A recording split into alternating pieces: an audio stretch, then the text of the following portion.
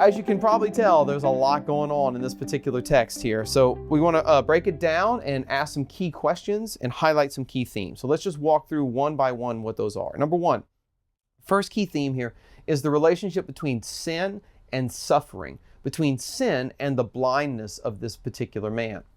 And you'll notice that when the disciples see this man who was blind from birth, they assume that his blindness is either a result of his own personal sin or of the sin of his parents. So they say, who sinned, this man or his parents? And Jesus says neither. Neither this man nor his parents. But his blindness in this case is so that the work of God might be manifest in him. So God has a higher purpose in allowing this man to be blind, but it's not the result of his own personal sin. Keep that in mind because we're going to come back to that. It's going to be a very, very important point. The second aspect of this story that's worth highlighting is the way Jesus performs the miracle. Notice there are three key elements to the miracle here. Number one, Jesus performs the miracle in the context of declaring, I am the light of the world. In other words, in the face of this man's blindness, he makes a statement about his own identity as the light of the world, right? Number two, Jesus doesn't just speak a word like he does in other miracles, like the centurion's servant, only say the word and my servant shall be healed. In this case, Jesus goes further and he spits on the ground and makes clay out of the dust and the spit, and then uses the clay to anoint the man's eyes and heal him. Now, this is really a rather shocking action on Jesus' part. I mean, think about just that act of him spitting on the ground. How much spit would he have to use in order to make clay out of the dust? So clearly this is a deliberate act on Jesus' part. He's using his own spit and the dust for some reason. What's the deeper reason? Didn't Mary teach Jesus any manners here not to spit? It might seem repugnant at first, but there's obviously something significant going on, right? And then third, Jesus doesn't just spit and make clay, he also commands the man to wash with water, to wash in the water of the pool of Siloam that we see elsewhere in the Gospel of John. Okay, so why? What's the reason for the miracle here, or these three steps of the miracle? Well, you won't be surprised to realize that it really lies in the Old Testament. It lies in the Jewish roots of Jesus' action here. Because in first century Judaism, this is really interesting, there was a tradition going all the way back, the Dead Sea Scrolls refer to this, that when God made Adam from the dust of the ground, that he used spittle, that he used spit. Because if you try to make something from dust, you can't do it, right? You can't mold a statue out of dust. You have to have some liquid in order to hold the dirt together. So the Jews had this tradition that when God made Adam, he made him from spit and clay. He made him from his own spit. And the Dead Sea Scrolls actually have a line that said that Adam, or man, was made from, quote, spat saliva, molded clay. Okay, so think about that for a second.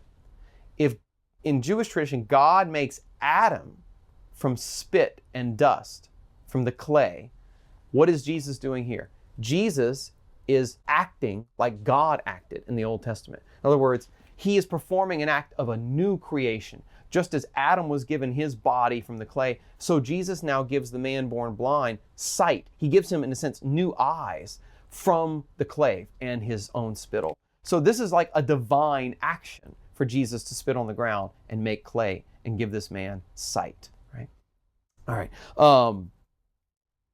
That's the basic theme of what's going on here. So this is yet another aspect of John's gospel where Jesus is revealing his divinity. He's not just the Messiah. He's not just the King of Israel. He's the divine Son of God. He's I am. He's the God who made the universe and who is now going to remake the universe and redeem it and make it new.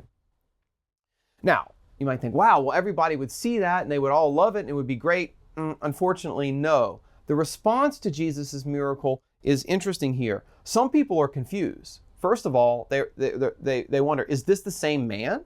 Right? So they doubt that it could actually be the same guy. Maybe he's just looks like somebody else. Maybe you've had that happen to you where somebody sees someone who they think looks like you. A doppelganger, it's called in German, right? Another you. So some people think, is this the same guy? Other people just accuse Jesus in response to the miracle.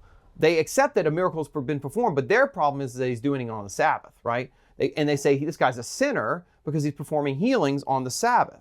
Now note again, the Sabbath day is an echo of creation, right? So Sabbath is a reminder of the book of Genesis. So we keep going back to the book of Genesis, not just Genesis chapter 2 with Adam being made from the clay, but Genesis chapter 1 where God makes the world in 6 days and then rests on the Sabbath. So they say, well, this guy, far from being divine, is actually breaking the Sabbath, right? And so they say that he's a sinner. And then finally, what it says here, and this is very important, it says that the Jews did not believe, right? That Jesus' miracle was met with disbelief. And they even called the parents of the man and tried to get them to bear witness as to whether this was in fact their son or not. Now, I want to give a quick explanation here about the way John's gospel uses the word the Jews, right? So when you read that in English, you might think, oh, well, that means, followers of the law of Moses who are descended from Abraham, who follow the religion of Judaism, like we say today. When we say the word Jews today, that's who we're referring to, practitioners of the Jewish religion. But in John's gospel, that's not what this word means. The literal Greek word is Judaioi, which translated literally, it's Judeans. And over the course of John's gospel, he's constantly showing us this tension and conflict between the Judeans in the south and the Galileans in the north, right? So, when John says the Jews didn't believe, he can't be referring to just a religious category because the man born blind is a Jew. His parents are Jews. The disciples are Jews. Jesus is a Jew. What he's talking about here is the way Jesus' actions are being received by the Southerners, by the people of Judea, especially the city of Jerusalem, who are going to reject Jesus and reject his messiahship here. So some people are confused, some people accuse, and some of the Judeans in particular, like the people of Jerusalem, meet Jesus' action here with disbelief, with rejection, right? They don't accept his miracle and they accuse him of breaking the Sabbath.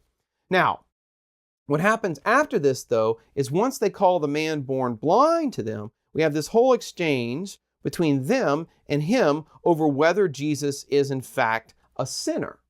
And what the man born blind says is this: look, I don't know whether he's a sinner or not. All I know is I was blind, but now I see. So he's using the fact of the miracle to testify to the fact that Jesus can't be a sinner because he gave me sight, and that God doesn't listen to the prayers of a sinner. And yet God clearly listened to the prayers of this Jesus who healed him, right? Now, watch what happens. Once the man born blind says, if this man were not from God, he could do nothing, the Pharisees and the leaders there repeat the same mistake of the disciples. They say, you were born in utter sin, and would you teach us? In other words, they too assume that because the man had illness and sickness, or in the form of his blindness, that he had done something wrong, that he had sinned, or as the disciples thought, his parents sinned.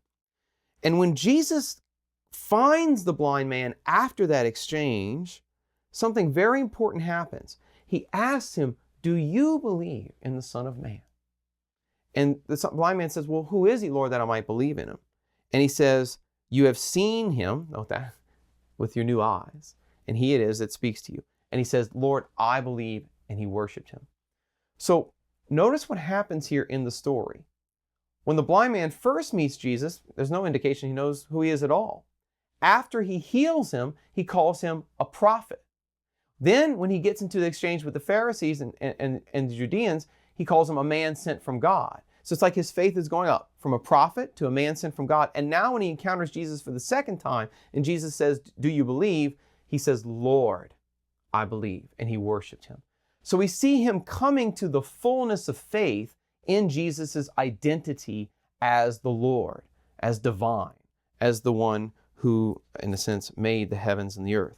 And once the blind man gives him that confession of faith, Jesus gives his final pronouncement. For judgment I came into this world so that those who do not see, like the man born blind, may see, and that those who do see may become blind. So what's Jesus talking about here? He's teaching us the difference between true sight and true blindness. See, the Pharisees think that true blindness is physical blindness. But Jesus is revealing here that true blindness is the inability to see that he has come from God and that he is in fact the Savior of the world. And natural blindness or physical blindness in this point, in this case, what Jesus is saying, isn't real blindness. Because in this case, the blind man, quote unquote, sees far more clearly who Jesus is. He's a prophet, he's a man sent from God, and he is in fact the Lord, Kurios, right? God himself, the divine Son of God.